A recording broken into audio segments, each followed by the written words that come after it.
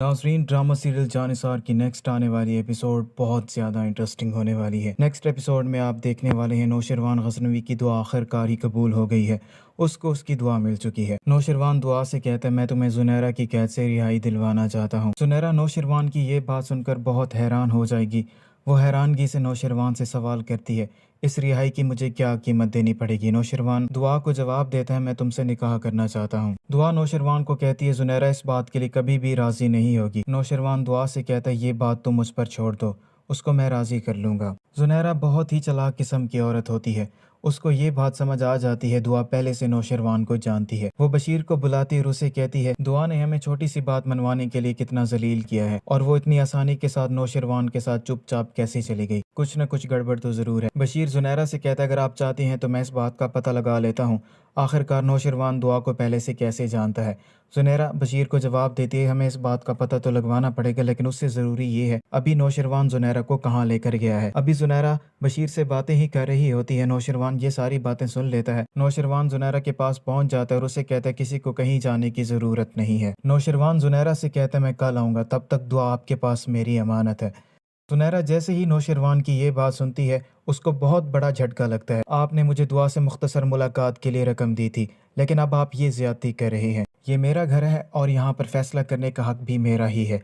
आप यहाँ पर कुछ नहीं कर सकते। ज़ुनैरा जैसे ही नौशरवान को धमकी देती है, जाफिर को ये बात बिल्कुल भी पसंद नहीं आती और वो पिस्तौल ज़ुनैरा पर तान देता है। नौशरवान जाफिर को रोक लेता है और ज़ुनैरा से कहता है, दुआ की तुम्हारी कैद से आज़ादी की तुम्हें मुंह मांगी कीमत दूंगा, और मेरी ये बात हमेशा याद रखना, ये कीमत दुआ की नहीं होगी, बल्कि इसके सर का सदका होगा तुम सबके लिए। मैं दुआ से निकाह करने जा रहा हूँ, तब तक आपके पास मेरी ये अमानत है। अब दुआ को भी इस बात का इल्म हो जाता है, नौशरवान झूठ नहीं बोल रहा, बल्कि वो वाकई मुझसे निकाह करना चाहता है। फिज़ा जिसकी मुश्किलात में दिन ब दिन इजाफा होता जा रहा है, वो अपने शोहर को समझाने की कोशिश करती और उसे कहती, जब तक आप कोई नौकरी नहीं कर लेते तब तक आप अपने बाप की दुकान पर जाया करें। फिज़ा की सास ये सारी बातें सुन लेती है। उसको ये बात बिल्कुल भी अच्छी नहीं लगती। उसकी बहू उसके बेटे पर हुक्म चला रही है। वो फिज़ा की काफ़ी ज़्यादा इंसल्ट करती है और उसे कहती है, कौन सा तुमने अपनी सारी तनख्वाह लाकर मेरे हाथ पे रख दी है, जो तुम्हें मेरा बेटा घर में अच्छा नहीं लगता।